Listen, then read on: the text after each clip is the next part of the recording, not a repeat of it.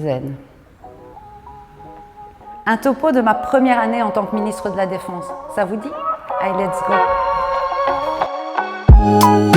La priorité pour cette législature, c'est le personnel. Il est au centre de mes priorités. On engagera à la Défense d'ici 4 ans 10 000 militaires, plusieurs milliers de civils ainsi que des contrats premier emploi.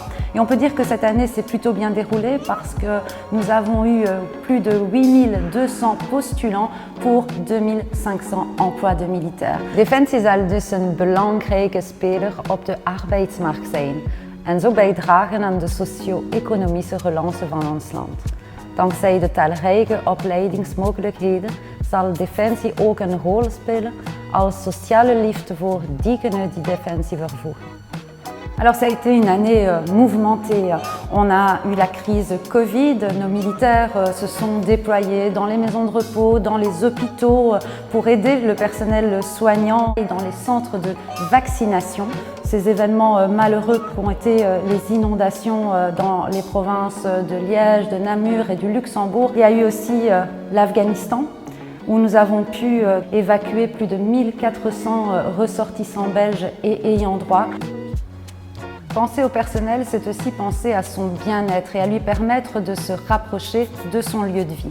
C'est ainsi que nous avons permis à des personnes qui habitaient dans la région de Tournai, Lombardzijde et Gavereux d'aller travailler au sein de ces casernes.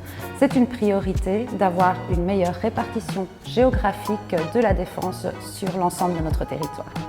Cette année est aussi marquée par l'actualisation de la vision stratégique de la défense à l'horizon 2030, c'est-à-dire l'ensemble des priorités et des capacités dans lesquelles nous serons amenés à investir pour la défense de demain.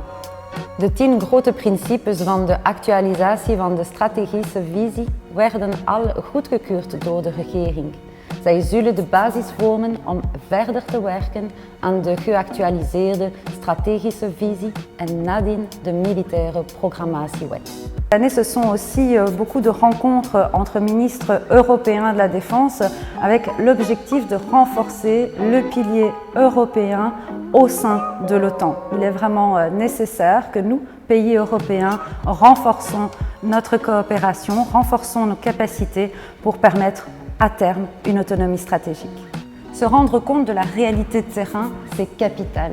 C'est pourquoi j'ai vraiment tenu à me rendre sur le terrain, à l'étranger, au Mali, au Niger, en Jordanie, en Lituanie, pour rencontrer nos militaires, avoir des échanges constructifs et des échanges d'expérience, mais aussi sur le territoire national, dans les centres de vaccination, dans les hôpitaux, dans la rue et encore dernièrement, suite aux malheureux événements des inondations en province de Liège. Ik sluit af met jullie te bedanken. Jullie allemaal die me het voorbije jaar meer dan ooit hebben gesteund en dat blijven doen.